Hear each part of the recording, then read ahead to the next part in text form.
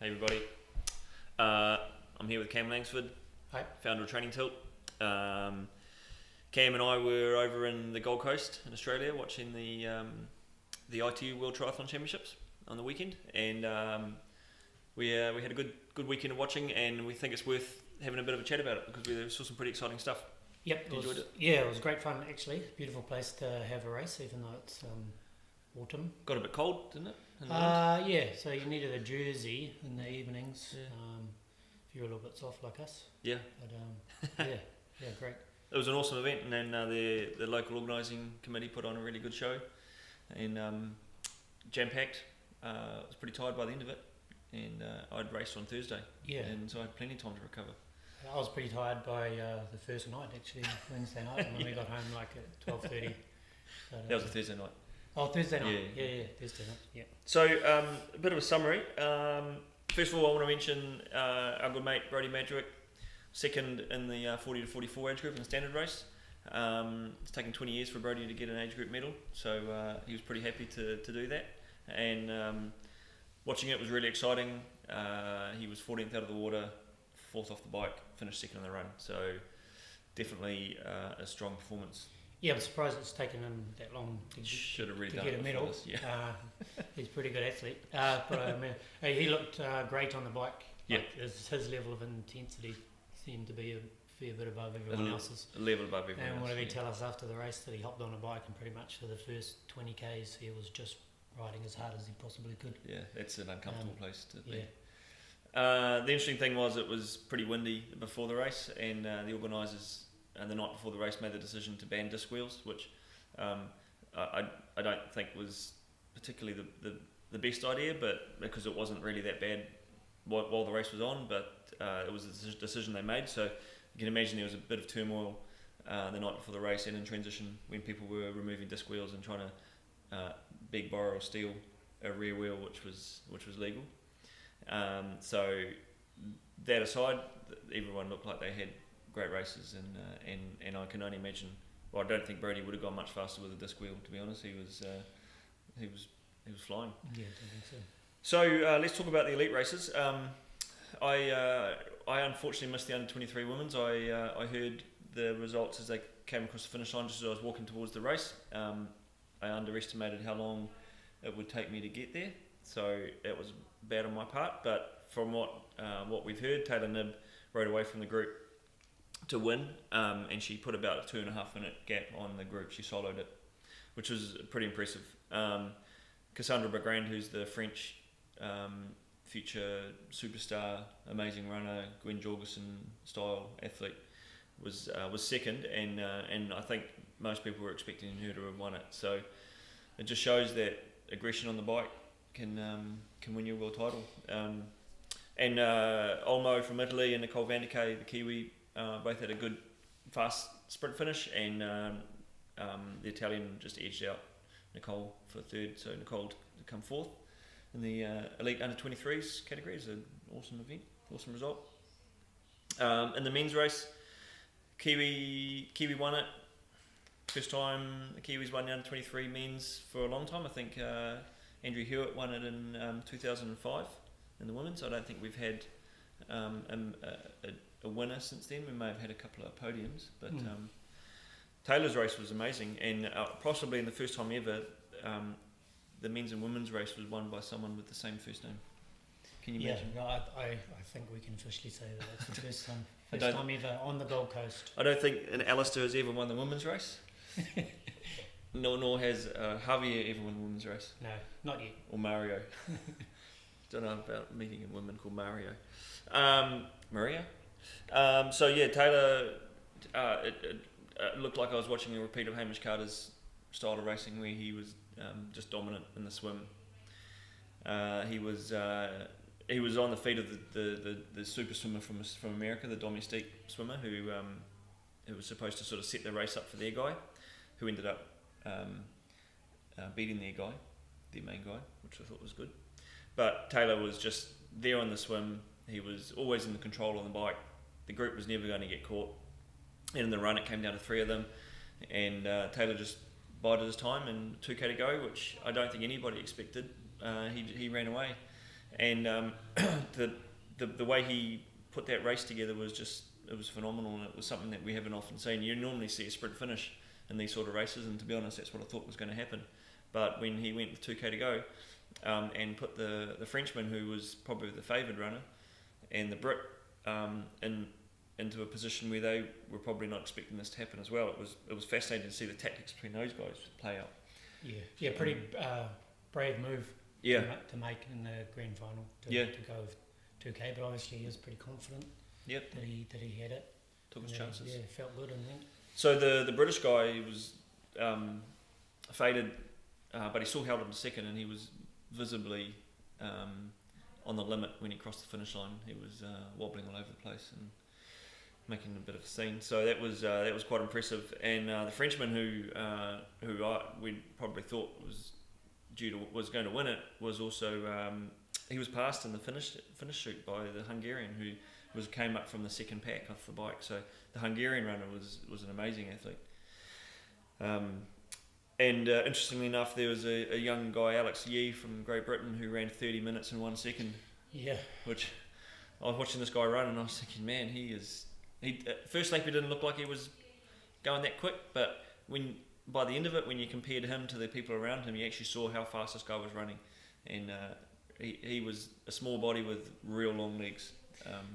Yep, and I'm not sure what the second fastest run was, but I think significantly different. Yeah. It's probably the Hungarian. Taylor ran 32:20 something, which is a good time, but I'd say the Hungarian was probably maybe a minute and a half quicker than that. So it was really exciting. Onto the elite women's race. So Ashley Gentle won that, and that was great to see her in a home crowd to win that. She didn't have it all her own way though, because she was in the second pack on the bike and was doing a huge amount of work to pull that group back up to the lead. Once they came back together, the bike pace sort of looked like it had slowed down quite a bit, and it was looking pretty casual, setting itself up for a good run.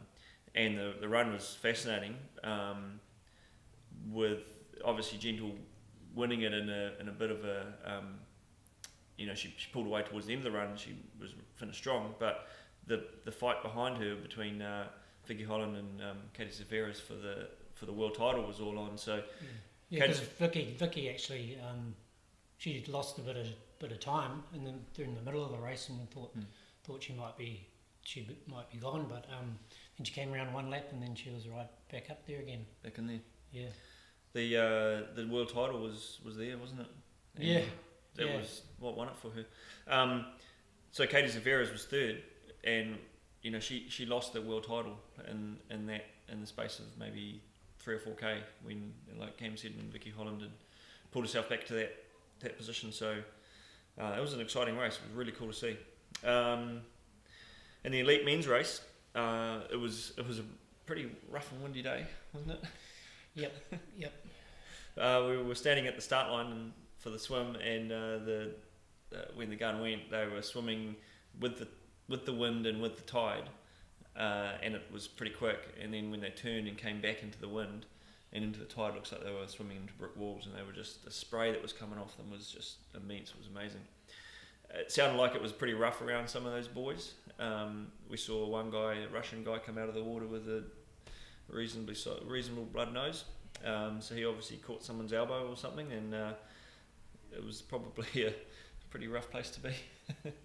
That actually ended up with Alistair Brownlee was disqualified because he cut inside one of the cones, I believe. So one of the swim boys, probably just because he had nowhere to go. All he could do was go on the inside of it. Maybe thought he might not be caught, but obviously he was, and that affected the race quite significantly. So in terms of overall, Vincent Louis was the winner, and he had a great strong run. He ran away from Mario Mola, which not many people can do that. And so Mola was second, and Richard Murray was third. And Richard Murray, so he'd been dropped in the water, and had to do a huge amount of work to pull that group back up. And really, if Richard Murray hadn't done that, I don't think he would have seen him in the top 5. Yeah. So, yeah, and the bike was actually really interesting because Blumenfeld and we're good. back. Blumenfeld and who was the other guy that went off the front with him? The Belgian, Van Zale. Yeah, so Van Rail. Yeah, so they had a lot of work together at the front of the bike, and Blumenfeld was just like hammering it. And was it Van Rail that had the noise on his bike that every time he came around the lap there was some horrible noise coming out of his bike. Noise, eh? It was ridiculous. Yeah, and then on the last lap he just wasn't there when Blumenfeld came round, and but then he came by, and then apparently he'd hopped off his bike, fixed his bike before he even got caught by the. And he still stayed away. Bunch, yeah. So that's gutsy, and he was the same guy in Nishigaki a few years ago who led pretty much the whole bike and crashed on the last corner before he came in. I remember that. Poor bloke, but he clearly he's trying to get a Belgian pro team cycling contract, perhaps by showing how good cycling is.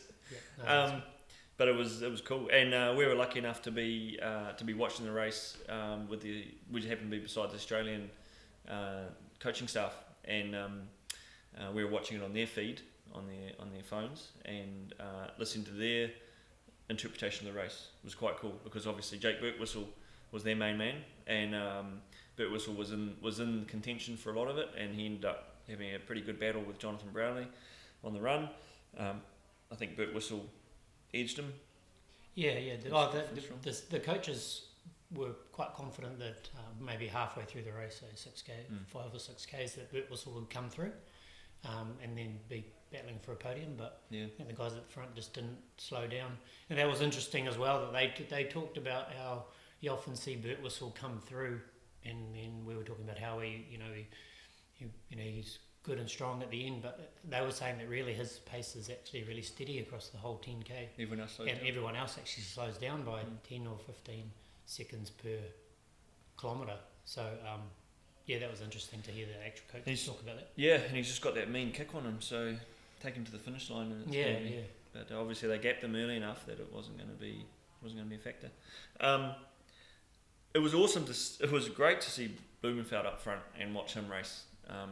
He is everything the athlete that you see on telly.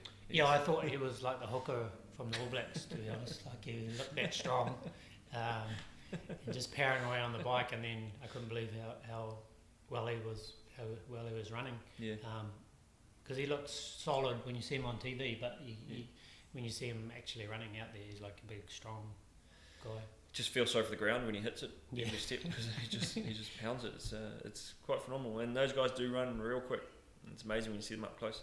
And then so we had a good result from Sam Ward. He was obviously the only Kiwi in the race. A lot of the other teams had support athletes and domestiques, if you will, but Sam was on his own. He was a free agent Lone Ranger.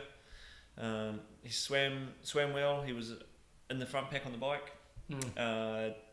Just did what he had to do to stay there, and on the run he it sounds like he started getting some hamstring cramp, which wouldn't be that nice in about 3K into the run, I believe. So he really hung tough and finished in 13th place. So for his first time at the elite men's level, obviously he's raced under 23s before, but to come 13th in the grand final in a big field on a tough day.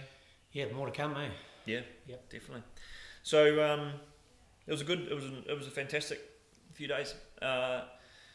Next thing for us, we're over in Kona.